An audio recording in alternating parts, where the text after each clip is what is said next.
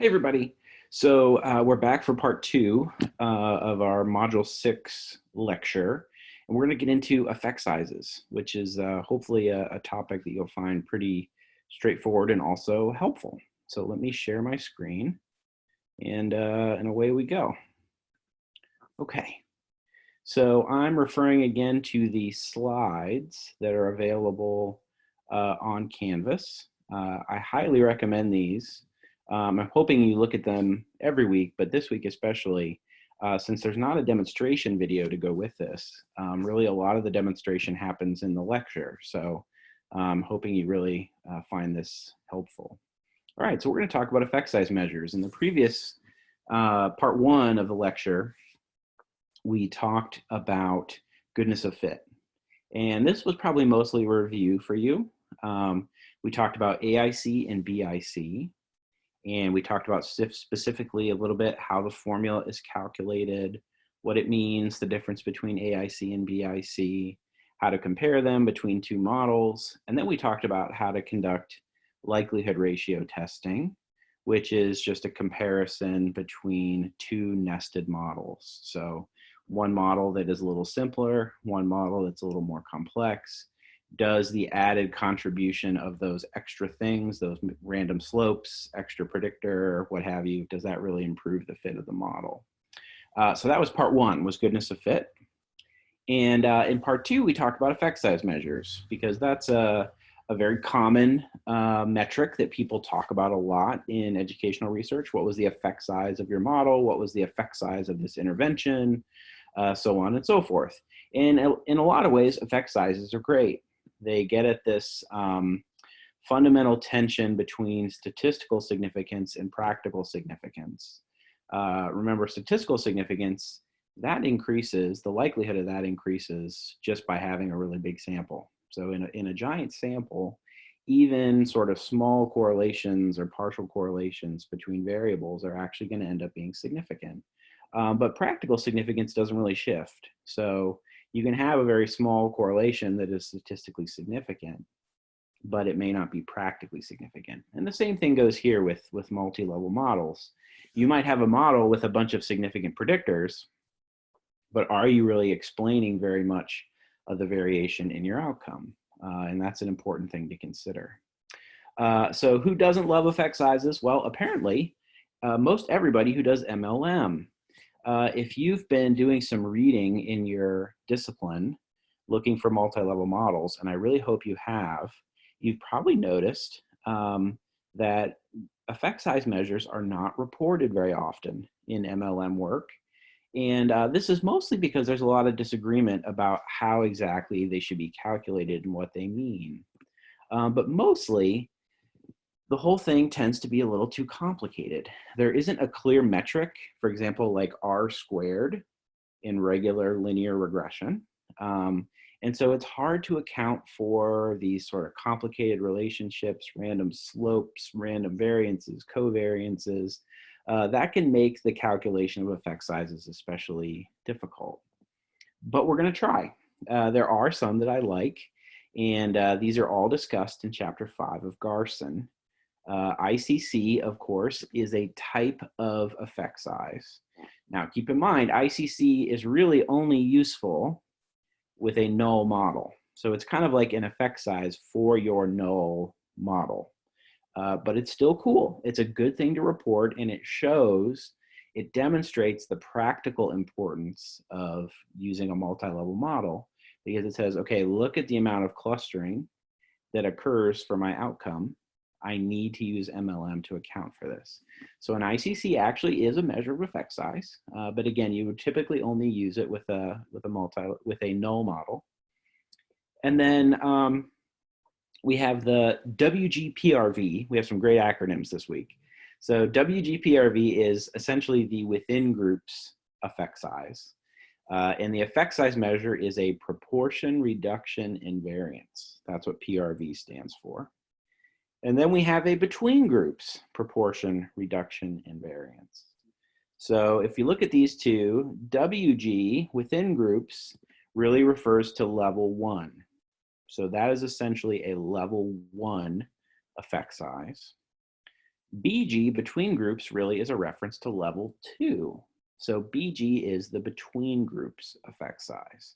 So really one model that includes level 1 and level 2 variables can actually have two effect sizes. It can have a level 1 effect size and a level 2 effect size. Now some people say that's really confusing.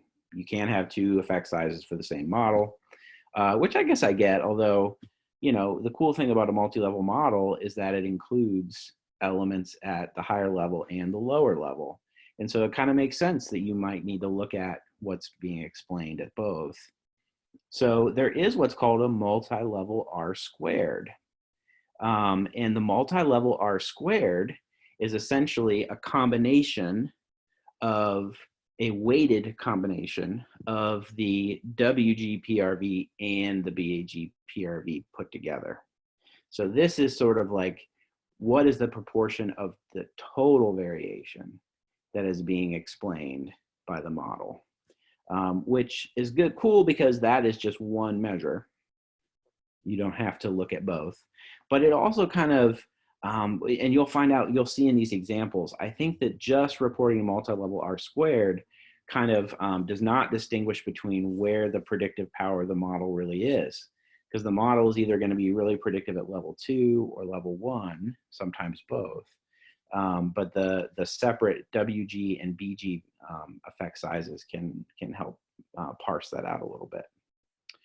Okay, so the last three of these, so WG, PRV, BG-PRV, and the multi-level R squared, they all use this language of a null model and a target model. And I'm going to show you the equations in a minute. So I just want to make a note here. By null model, we typically are talking about the null, capital N model, which is the model without any predictors. Now, sometimes this language, sometimes null can just mean a less complicated model. It doesn't have to be the null model. But in all cases here, we are actually talking about the null model. So we're comparing our whatever target model we want to look at to see its effect size. We're always comparing it in reference to the actual null model in this case. And of course, the Simpsons have to weigh in here. You know, isn't P less than 0.05 enough? Of course, it's not, right? Effect sizes can be a very helpful, useful addition. Okay, so here is the formula for WG-PRV. It is calculated as the difference in level 1 variance between our null model and our target model. So those two things subtracted. And now this is assuming that it's going to go down a little bit. So your null variance should be a little bit bigger than your target variance because you've explained variability. So it's the difference between those two estimates divided by the original variance. So it is the proportion, how much of the level 1 variance was reduced when we included predictors in reference to our null model. And you can do it by hand in your head, don't recommend it, or you can use this spreadsheet that I provided. So for Stata people, var resid is the estimate for the null model, and this should say var const. Var resid is the estimate for the null model, and var resid for the target model, and that sort of gets you off and running. So var resid is the term for the level 1 variance. I believe in R it has a slightly different terminology, but I'll show you in a few slides exactly where to plug it in. And this works best without any random slopes. So I'll just point that out. I mentioned earlier, there's a good deal of debate about how to handle random slopes and covariances and stuff. So I would only calculate an effect size for a null intercept model and not a null sloped model. That's usually okay because the addition of random slopes doesn't usually explain a ton of the variability, to be honest. It's more technical. And so you're going to get most of the effect size will come out, even if you have to not include a random slope. Okay, so that's WG-PRV, the level 1 effect size. The level 2 effect size has the same structure. except here you're looking at tau 0, 0. Now that's the estimate of variability at the group level, school, company, office, etc. So you subtract the variability in the null model minus the variability in the target model. So that's the difference of those two. And you divide it by the variability in the null model. And this again tells us by what proportion the level 2 variance was reduced once we included predictors in our model. Again, you can do it by hand or in your head. Not recommended, but not too hard. Or use the handy dandy spreadsheet. I did have a spreadsheet. And in Stata, the term is labeled as var_const. In var_const, I think that in R, this is just called intercept. I think that's what it's called. So it's the estimate of the variance of the intercept. And you plug in those two things, and again, you're off and running. Again, this model works best without random slopes. Random slopes tend to complicate things quite a bit. Okay, so then that was BG-PRV. We did within groups PRV. We did between groups PRV. So now we're talking about multi-level R squared. And this one is a little bit trickier. It's attempting to combine WG-PRV and BG-PRV into one statistic. The goal for R squared here, multi-level R squared, is to get a metric that's something like the metric for regular R squared with regression. So a single number that tells you the predicted power of your model.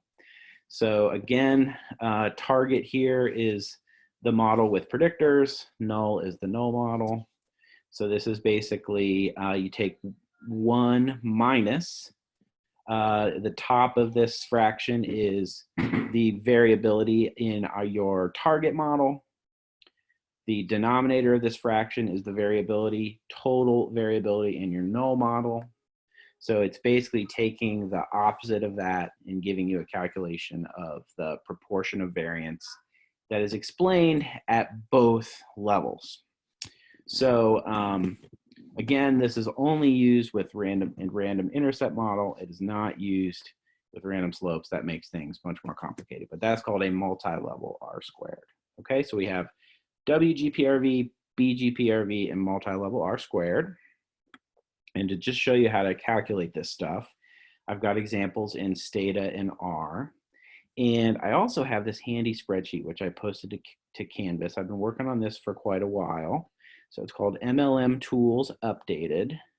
And there are a few pretty cool things that you can add in here.